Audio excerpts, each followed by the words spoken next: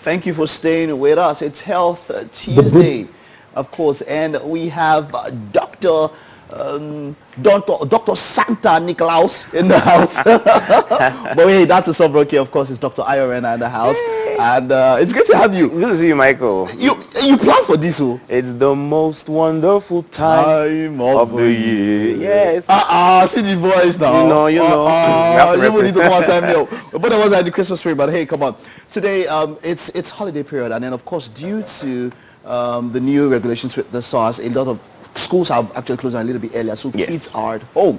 So today we're talking about safety of kids while they are at home. Very, very important. A number of people have seen some parts of their kids they've never seen before in the past 1 year. Lockdown. In the past 1 year. So what is the first thing to take into note when kids are at home when it comes to safety? When it comes to safety, especially during the holidays, Michael, believe you me, everything is a potential hazard. So you want to look at the various parts of the house. So you're talking about the kitchen, you're talking about the toys, you're talking about the food, and then you're talking about decorations and fireworks. So I think Christmas is all about giving presents. So when you are giving children presents, you want to give presents that are age appropriate. And what does that mean? That means that you are giving them presents that you are sure don't have parts that are small enough for them to put into their mouth, because those parts can actually get into their airway, block their airway, and they could choke and actually die, because we've seen it time and time again. Wow. Sometimes if they're able to take out the battery from the compartment of the toy, especially those round button batteries, they can actually swallow those, and those kind of get stuck somewhere in their, in their throats,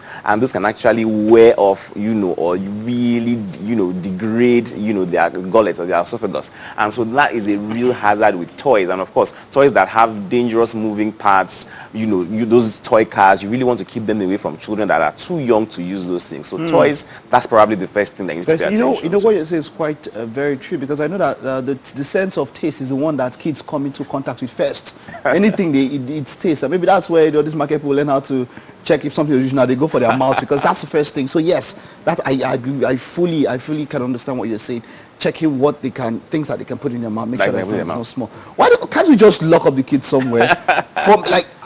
With all due respect to kids, maybe the way you keep pets and you lock them in, so that you ensure that they're not moving. So believe you me, kids are actually escape artists. If you are looking for Houdini the Great, you will find it in a child, because they will escape from wherever you lock them. Believe you me, you'll find out how did you get out? Constituency member, how did you escape?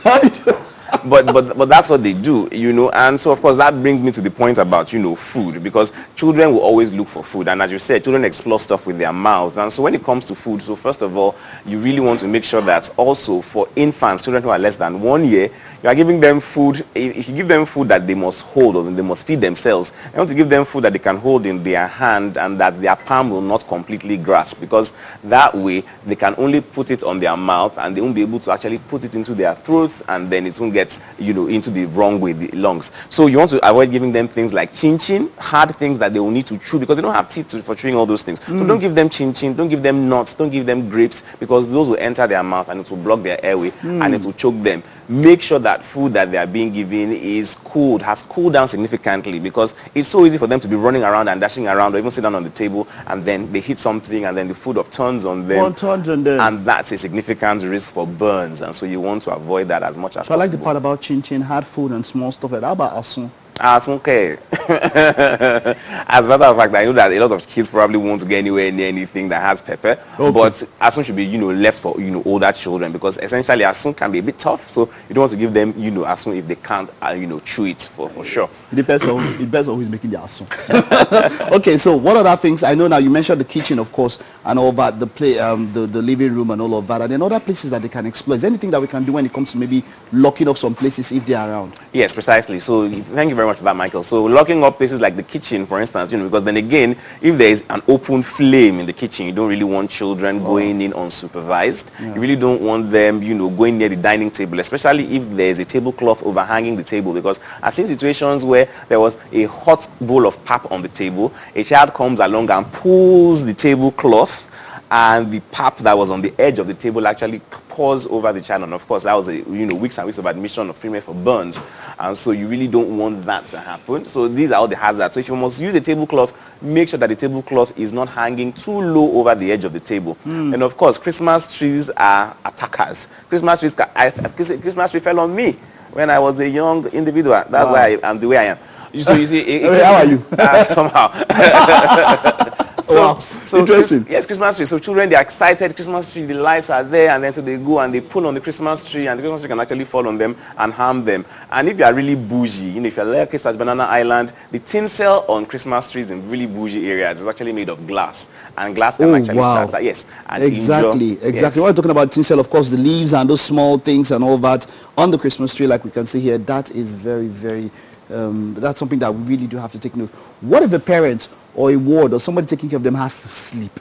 That is somewhere where a lot of accidents do occur, and you just hear a scream and somebody's jumping out from sleep, or maybe it's not planned and you just maybe you doze off or something. Oh, truth be told, because Christmas can be a very tiring period for everyone, and so sometimes you find out that, you know, somebody wants to sleep, and please, sleeping is not a crime, but just make sure you sleep in shifts. Make sure that you draw roster for sleeping, because you really don't want to be napping and then next thing you hear a child, you know, bim. You know, beam is the last thing you want to hear, and the next thing the child is, you know, has rolled on, you know, something, you know, that somebody has left on the floor. Loud scream. Loud scream. I mean, that's probably the most alarming thing, and that's the last thing anyone wants during Christmas. And of course, the other thing, of course, is fireworks. I know people might not have money to buy banger, because I've not had banger in my area. I've heard in my area. They started in last month, I don't know what's happening. Are you serious? Because I haven't heard, but please. So, but it depends on the area. On the area. Make sure that you're not even putting fireworks anywhere near children. Some adults can't even be responsible with fireworks. Talk less of children. I've seen people actually have their hands and fingers blown out because they were holding the firework in their hand when the banger was about to go off, and I'm like, why would you do that, you know?